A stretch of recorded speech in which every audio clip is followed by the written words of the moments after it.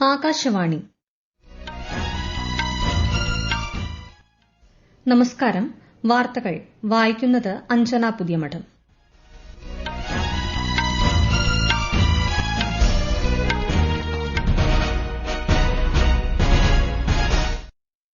പ്രധാന വാർത്തകൾ. വിദേശകാര്യമന്ത്രി എസ് ജയശങ്കറിന്റെ ഫ്രാൻസ് ലക്സംബർഗ് സന്ദർശനത്തിന് തുടക്കമായി ഫ്രാൻസ് വിദേശകാര്യമന്ത്രിയുമായി ചർച്ച നടത്തും. രാജ്യത്തിന്റെ കൂട്ടായ ദൃഢനിശ്ചയത്തിന്റെയും സമുദ്രമേഖലയിലെ ആത്മവിശ്വാസത്തിന്റെയും പ്രതീകമാണ് തീരസംരക്ഷണ സേനയുടെ സമുദ്രപ്രതാപ് കപ്പലെന്ന് രാജ്യരക്ഷാമന്ത്രി രാജ്നാഥ് സിംഗ്. അരി ഉൽപാദനത്തിൽ ചൈനയെ മറികടന്ന് ഇന്ത്യ ആഗോളതലത്തിൽ ഒന്നാം സ്ഥാനത്ത് എത്തിയതായി കേന്ദ്രമന്ത്രി ശിവരാജ് സിംഗ് ചൌഹാൻ. 2020 ഡൽഹി കലാപ ഗൂഢാലോചന കേസിൽ ഉമർ ഖാലിദിനും ഷർജീൽ ഇമാമിനും ജാമ്യം നിഷേധിച്ച് സുപ്രീംകോടതി. ശബരിമല സ്വർണ്ണപ്പാളി കേസിൽ പ്രത്യേക അന്വേഷണ സംഘത്തിന് 6 ആഴ്ച കൂടി സമയം അനുവദിച്ച് ഹൈക്കോടതി. കേസ് ഈ മാസം 19 വീണ്ടും പരിഗണിക്കും. ഖേലോ ഇന്ത്യ ബീച്ച് ഗെയിംസിന്റെ 2ാം പതിപ്പിന് ദിയുവിൽ തുടക്കമായി. വാർത്തകൾ വിശദമായി. വിദേശകാര്യമന്ത്രി എസ് ജയശങ്കറിന്റെ ഫ്രാൻസ് ലക്സംബർഗ് സന്ദർശനം പുരോഗമിക്കുന്നു. ഈ മാസം 10 വരെയാണ് സന്ദർശനം. ഫ്രാൻസ് വിദേശകാര്യമന്ത്രിയുമായി അദ്ദേഹം ചർച്ച നടത്തും. സന്ദർശനത്തിന്റെ 2ാം പാദത്തിൽ ലക്സംബർഗിലെത്തുന്ന ശ്രീ ജയശങ്കർ ലക്സംബർഗിന്റെ ഉപപ്രധാനമന്ത്രി ഉൾപ്പെടെയുള്ളവരുമായി കൂടിക്കാഴ്ച നടത്തും. ലക്സംബർഗിലെ ഇന്ത്യൻ സമൂഹവുമായും ശ്രീ ജയശങ്കർ സംവദിക്കും. രാജ്യത്തിന്റെ കൂട്ടായ ദൃഢനിശ്ചയത്തിന്റെയും സമുദ്രമേഖലയിലെ ആത്മവിശ്വാസത്തിന്റെയും പ്രതീകമാണ് സമുദ്രപ്രതാപ് കപ്പലെന്ന് രാജ്യരക്ഷാമന്ത്രി രാജ്നാഥ് സിംഗ്. ഇന്ത്യൻ തീരസംരക്ഷണ സേന തദ്ദേശീയമായി രൂപകൽപ്പന ചെയ്ത് ആദ്യമായി നിർമ്മിച്ച മലിനീകരണ നിയന്ത്രണ കപ്പൽ സമുദ്രപ്രതാപ് ഗോവയിൽ കമ്മീഷൻ ചെയ്യുകയായിരുന്നു അദ്ദേഹം.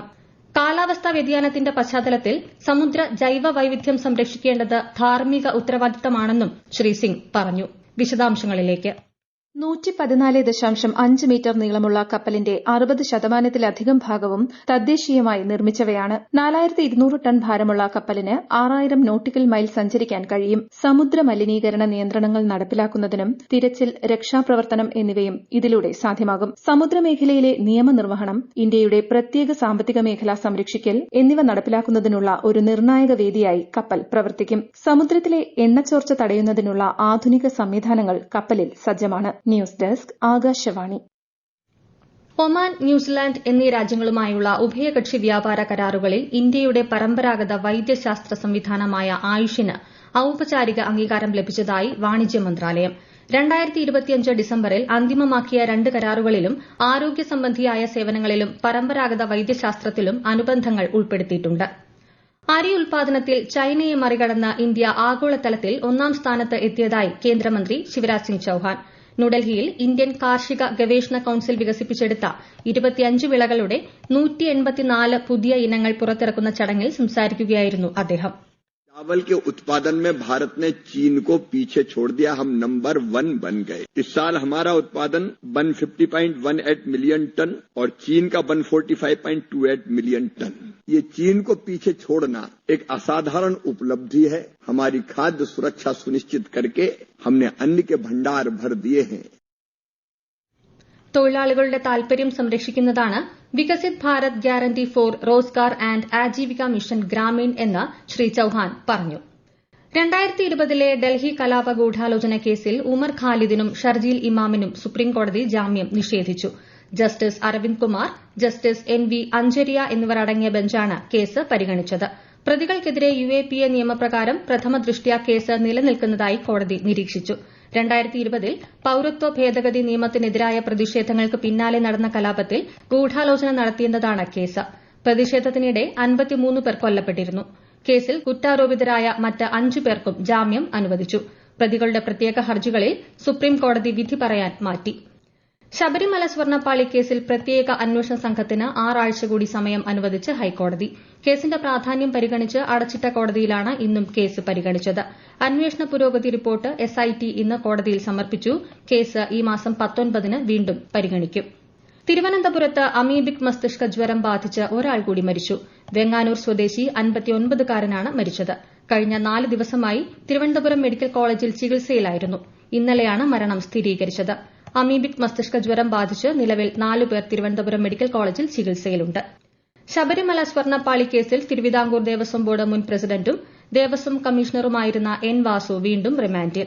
കൊല്ലം വിജിലൻസ് കോടതിയിൽ ഹാജരാക്കിയ വാസുവിനെ 14 ദിവസത്തേക്കാണ് റിമാൻഡ് ചെയ്തത്. ഈ വാർത്തകൾ ആകാശവാണിയിൽ നിന്ന്.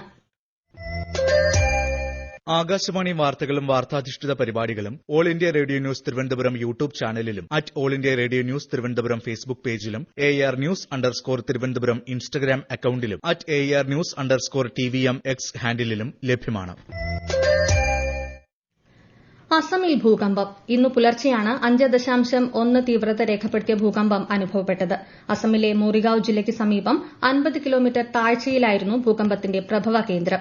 ജീവഹാനിയോ നാശനഷ്ടങ്ങളോ റിപ്പോർട്ട് ചെയ്തിട്ടില്ല. അതേസമയം സമീപ രാജ്യങ്ങളായ ഭൂട്ടാൻ, നേപ്പാൾ, ബംഗ്ലാദേശ് എന്നിവിടങ്ങളിലും പ്രകമ്പനം അനുഭവപ്പെട്ടു. ഖേലോ ഇന്ത്യ ബീച്ച് ഗെയിംസിന്റെ രണ്ടാം പതിപ്പിന് ദിയുവിലെ ഖോഗ്ല ബീച്ചിൽ തുടക്കമായി. കേന്ദ്രഭരണ പ്രദേശമായ ദാദ്ര ആന്റ് നാഗർ ഹവേലി, ദാമൻ ആന്റ് ദിയുവിൽ നടക്കുന്ന ഗെയിംസിൽ 2100-ലധികം അത്ലറ്റുകളാണ് പങ്കെടുക്കുന്നത്. ജനുവരി 10-ന് ഗെയിംസ് സമാപിക്കും. ഇന്ത്യ ദക്ഷിണാഫ്രിക്ക അണ്ടർ-19 പുരുഷ ഏകദിന ക്രിക്കറ്റ് പരമ്പരയിലെ രണ്ടാം മത്സരത്തിൽ ടോസ് നേടിയ ദക്ഷിണാഫ്രിക്ക ബാറ്റിംഗ് തിരഞ്ഞെടുത്തു. ദക്ഷിണാഫ്രിക്കയിലെ ബെനോണിയിലാണ് മത്സരം. 3 മത്സരങ്ങളടങ്ങിയ പരമ്പരയിലെ ആദ്യ മത്സരത്തിൽ ഇന്ത്യയ്ക്കായിരുന്നു ജയം. വെനിസ്വേലയുടെ ആഭ്യന്തര ഭരണത്തിൽ ഇടപെടില്ലെന്നും എന്നാൽ അസംസ്കൃത എണ്ണയിന്മേലുള്ള നിലവിലെ നിയന്ത്രണം തുടരുമെന്നും American state secretary Marco Rubio. വെനിസ്വേലയുടെ ഭരണാധികാരി നിക്കോളാസ് മഡുറോയെ അമേരിക്കൻ സൈന്യം നാടകീയമായി പിടികൂടുകയും രാജ്യത്തിന്റെ നേരിട്ടുള്ള നിയന്ത്രണം US ഏറ്റെടുക്കുമെന്ന് പ്രസിഡന്റ് ഡൊണാൾഡ് ട്രംപ് നേരത്തെ അറിയിച്ചിരുന്നു. നിക്കോളാസ് മഡുറോയ്ക്കെതിരായ അമേരിക്കൻ നടപടിയെ ചൈന ശക്തമായി വിമർശിച്ചു. അന്താരാഷ്ട്ര നിയമപ്രകാരം ദേശീയ പരമാധികാരം സംരക്ഷിക്കപ്പെടണമെന്നും ചൈനീസ് വിദേശകാര്യമന്ത്രി പറഞ്ഞു. അതേസമയം വെനിസ്വേലയിലെ US സൈനിക നടപടിയിൽ 32 ക്യൂബൻ സൈനിക പോലീസ് ഉദ്യോഗസ്ഥർ കൊല്ലപ്പെട്ടതായി ക്യൂബൻ സർക്കാർ അറിയിച്ചു. ക്യൂബൻ സർക്കാർ 2 ദിവസത്തെ ദുഃഖാചരണവും പ്രഖ്യാപിച്ചു. വെനിസ്വേലയിലെ US സൈനിക നടപടി സംബന്ധിച്ച് ഇന്ന് ചേരുന്ന UN രക്ഷാസമിതിയുടെ അടിയന്തര യോഗം ചർച്ച ചെയ്യും. കൌൺസിലിൽ സ്ഥിരാംഗമല്ലാത്ത കൊളംബിയയുടെ അഭ്യർത്ഥനയെ തുടർന്നാണ് യോഗം. അതേസമയം വെനിസ്വേലയിലെ സമീപകാല സംഭവ വികാസങ്ങളിൽ ഇന്ത്യ കടുത്ത ആശങ്ക പ്രകടിപ്പിച്ചു. സ്ഥിതിഗതികൾ സൂക്ഷ്മമായി നിരീക്ഷിച്ചു വരികയാണെന്ന് വിദേശകാര്യ മന്ത്രാലയം പ്രസ്താവനയിൽ പറഞ്ഞു. അബുദാബിയിലുണ്ടായ വാഹനാപകടത്തിൽ 3 കുട്ടികൾ ഉൾപ്പെടെ 4 മലയാളികൾ മരിച്ചു. മലപ്പുറം കൊണ്ടോട്ടി സ്വദേശി അബ്ദുൾ ലത്തീഫിന്റെ 3 മക്കളും കൂടെ യാത്ര ചെയ്തിരുന്ന വീട്ടുജോലിക്കാരിയുമാണ് മരിച്ചത്. അപകടത്തിൽ 2 പേർക്ക് പരിക്കേറ്റു. കോട്ടയം, എറണാകുളം ജില്ലകളിലേക്കും കേന്ദ്രഭരണ പ്രദേശമായ ലക്ഷദ്വീപിലേക്കും ആകാശവാണി പാർട്ട് ടൈം കറസ്പോണ്ടന്റിനെ കരാർ അടിസ്ഥാനത്തിൽ എടുക്കുന്നതിനുള്ള അപേക്ഷ ക്ഷണിക്കുന്നു. അപേക്ഷകർ ജില്ലാ ആസ്ഥാനത്ത് നിന്നും 10 കിലോമീറ്റർ ചുറ്റളവിൽ സ്ഥിരതാമസക്കാരായിരിക്കണം. കൂടുതൽ വിവരങ്ങൾക്ക് www.newsonair.gov.in, prasarbharati.gov.in എന്നീ വെബ്സൈറ്റുകൾ സന്ദർശിക്കുക. അപേക്ഷകൾ സ്വീകരിക്കുന്ന അവസാന തീയതി ഈ മാസം 31. തൃശൂർ റെയിൽവേ സ്റ്റേഷനിലെ ഇരുചക്രവാഹന പാർക്കിംഗ് സ്ഥലത്തുണ്ടായ തീപിടുത്തം റെയിൽ വൈദ്യുതി ലൈനുകളിൽ നിന്നോ റെയിൽവേയുടെ മറ്റ് വൈദ്യുതി സംവിധാനങ്ങളിൽ നിന്നോ അല്ലെന്ന് റെയിൽവേ അധികൃതർ വ്യക്തമാക്കി. പാർക്ക് ചെയ്ത ഇരുചക്രവാഹനത്തിൽ നിന്ന് തീ പടർന്നതായാണ് പ്രാഥമിക കണ്ടെത്തൽ. സംഭവത്തിൽ റെയിൽവേ വകുപ്പുതല അന്വേഷണത്തിനും ഉത്തരവിട്ടിട്ടുണ്ട്. ഡൽഹി, ചണ്ഡിഗഡ്, കിഴക്കൻ ഉത്തർപ്രദേശ്, ഹരിയാന, മധ്യപ്രദേശ്, ഒഡീഷ, പഞ്ചാബ് എന്നിവിടങ്ങളിൽ നാളെ വരെ അതിശക്തമായ മൂടൽമഞ്ഞിന് സാധ്യതയുള്ളതിനാൽ ഓറഞ്ച് ജാഗ്രത പ്രഖ്യാപിച്ചു. അതേസമയം ഡൽഹിയിൽ വായു ഗുണനിലവാരം മോശം വിഭാഗത്തിൽ തുടരുകയാണ്. വായു ഗുണനിലവാര സൂചിക ഇന്ന് രാവിലെ 266 രേഖപ്പെടുത്തി. രാജ്യത്തെ വടക്കൻ ഭാഗങ്ങളിലെ കനത്ത മൂടൽമഞ്ഞ് ട്രെയിൻ ഗതാഗതത്തെ സാരമായി ബാധിച്ചു. ഡൽഹി റെയിൽവേ ഡിവിഷന്റെ കണക്കനുസരിച്ച് ഡൽഹിയിലേക്ക് പോകുന്ന 21-ലധികം ട്രെയിനുകൾ 2 മണിക്കൂറിലധികം വൈകിയാണ് ഓടുന്നത്. സ്റ്റേഷനിൽ എത്തുന്നതിന് മുൻപ് യാത്രക്കാർ ട്രെയിനുകളുടെ തൽസ്ഥിതി പരിശോധിക്കണമെന്ന് റെയിൽവേ നിർദ്ദേശിച്ചു. നൂറ്റാണ്ടുകളായി ആക്രമണങ്ങൾ ആവർത്തിച്ചിട്ടും ഗുജറാത്തിലെ പ്രഭാസ് പഠാനിൽ സ്ഥിതി ചെയ്യുന്ന സോമനാഥ് ക്ഷേത്രം രാജ്യത്തിന്റെ ശാശ്വത ചൈതന്യമായി നിലകൊള്ളുന്നതായി പ്രധാനമന്ത്രി നരേന്ദ്രമോദി.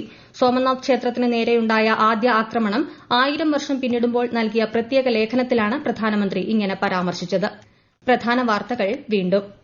വിദേശകാര്യമന്ത്രി എസ് ജയശങ്കറിന്റെ ഫ്രാൻസ് ലക്സംബർഗ് സന്ദർശനത്തിന് തുടക്കമായി. ഫ്രാൻസ് വിദേശകാര്യമന്ത്രിയുമായി ചർച്ച നടത്തും.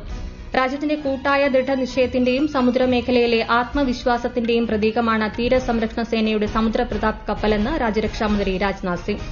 അരി ഉൽപാദനത്തിൽ ചൈനയെ മറികടന്ന് ഇന്ത്യ ആഗോളതലത്തിൽ 1ാം സ്ഥാനത്തെത്തിയതായി കേന്ദ്രമന്ത്രി ശിവരാജ് സിംഗ് ചൌഹാൻ. 2020 ഡൽഹി കലാപ ഗൂഢാലോചന കേസിൽ ഉമർ ഖാലിദിനും ഷർജീൽ ഇമാമിനും ജാമ്യം നിഷേധിച്ച് സുപ്രീംകോടതി. ശബരിമല സ്വർണ്ണപ്പാളി കേസിൽ പ്രത്യേക അന്വേഷണ സംഘത്തിന് 6 ആഴ്ച കൂടി സമയം അനുവദിച്ച് ഹൈക്കോടതി. കേസ് ഈ മാസം 19-ന് വീണ്ടും പരിഗണിക്കും. ഖേലോ ഇന്ത്യ ബീച്ച് ഗെയിംസിന്റെ രണ്ടാം പതിപ്പിന് ദ്വീപിൽ തുടക്കമായി. വാർത്തകൾ കഴിഞ്ഞു. അടുത്ത വാർത്താ പ്രക്ഷേപണം വൈകുന്നേരം 3 മണിക്ക്.